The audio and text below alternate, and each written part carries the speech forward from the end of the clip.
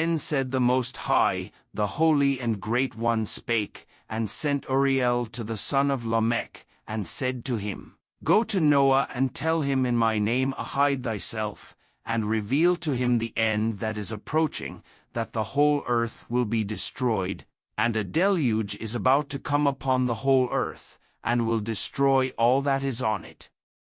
And now instruct him that he may escape and his seed may be preserved for all the generations of the world.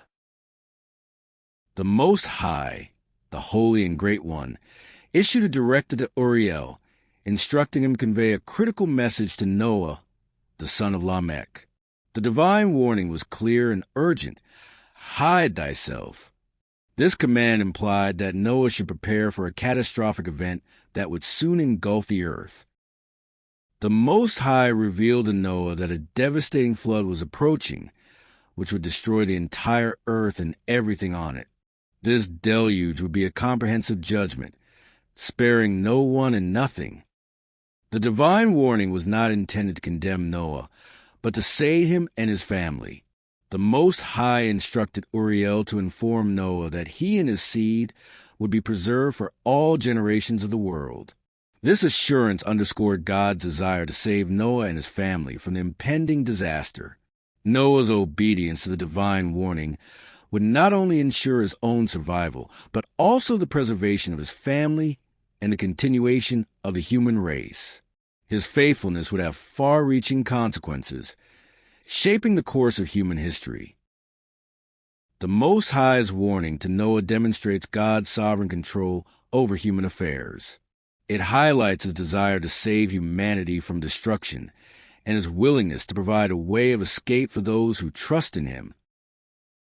And again the Lord said to Raphael, Bind Azazel hand and foot, and cast him into the darkness, and make an opening in the desert, which is in Dudiel, and cast him therein. And place upon him rough and jagged rocks, and cover him with darkness, and let him abide there forever, and cover his face that he may not see light. And on the day of the great judgment he shall be cast into the fire. And heal the earth which the angels have corrupted, and proclaim the healing of the earth, that they may heal the plague, and that all the children of men may not perish through all the secret things that the watchers have disclosed and have taught their sons. And the whole earth has been corrupted through the works that were taught by Azazel, to him ascribe all sin. The Lord instructed Raphael to undertake a critical mission involving the fallen angel Azazel.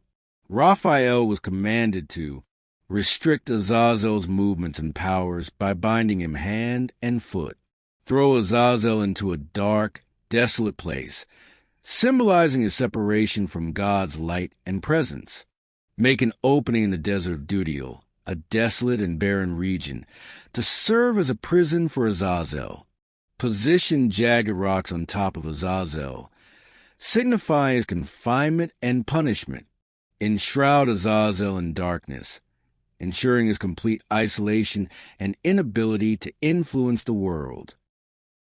Raphael's mission aimed to hold Azazel accountable for corrupting humanity and the earth through his evil teachings and influence.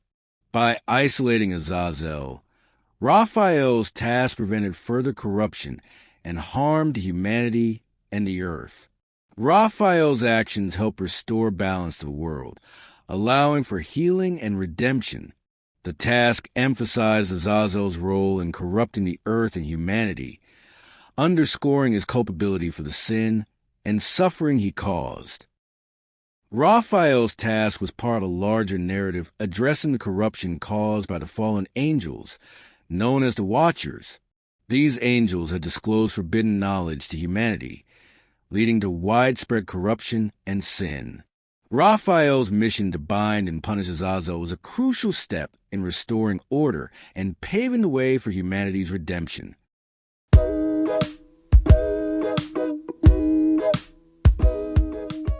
And to Gabriel said the Lord, Proceed against the bastards and the reprobates, and against the children of fornication, and destroy the children of fornication, and the children of the watchers from amongst men, and cause them to go forth.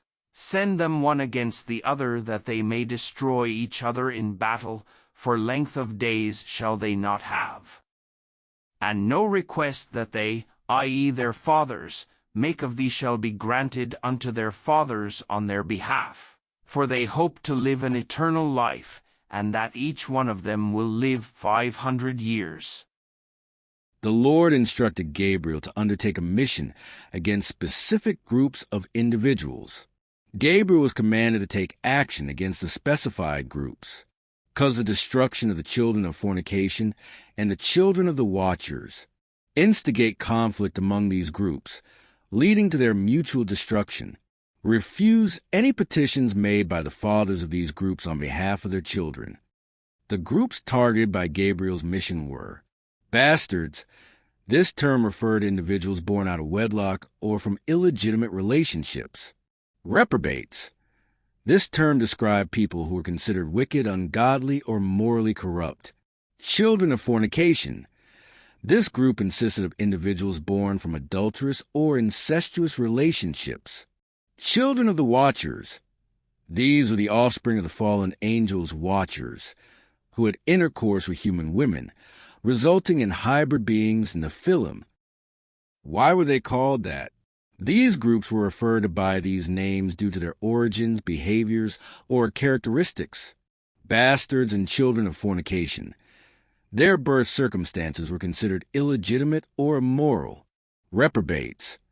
Their actions and lifestyles were deemed wicked and corrupt. Children of the watchers. Their hybrid nature, resulting from the union of fallen angels and humans, made them a distinct and problematic group. Gabriel's mission aimed to address the corruption and evil caused by these groups, ultimately leading to their destruction and the restoration of order on earth.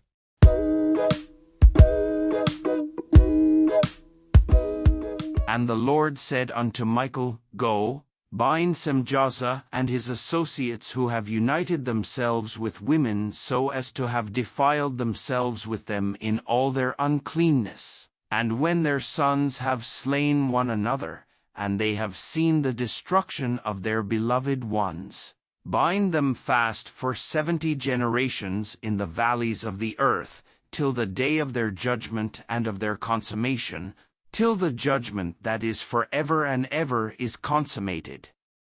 In those days they shall be led off to the abyss of fire, and to the torment and the prison in which they shall be confined forever. And whosoever shall be condemned and destroyed will from thenceforth be bound together with them to the end of all generations. And destroy all the spirits of the reprobate and the children of the watchers, because they have wronged mankind. Destroy all wrong from the face of the earth, and let every evil work come to an end, and let the plant of righteousness and truth appear, and it shall prove a blessing. The works of righteousness and truth shall be planted in truth and joy for evermore. And then shall all the righteous escape, and shall live till they beget thousands of children, and all the days of their youth and their old age shall they complete in peace. And then shall the whole earth be tilled in righteousness, and shall all be planted with trees, and be full of blessing. And all desirable trees shall be planted on it, and they shall plant vines on it, and the vine which they plant thereon shall yield wine in abundance.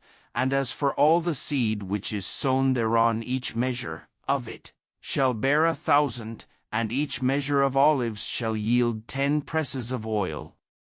And cleanse thou the earth from all oppression, and from all unrighteousness, and from all sin, and from all godlessness, and all the uncleanness that is wrought upon the earth destroy from off the earth.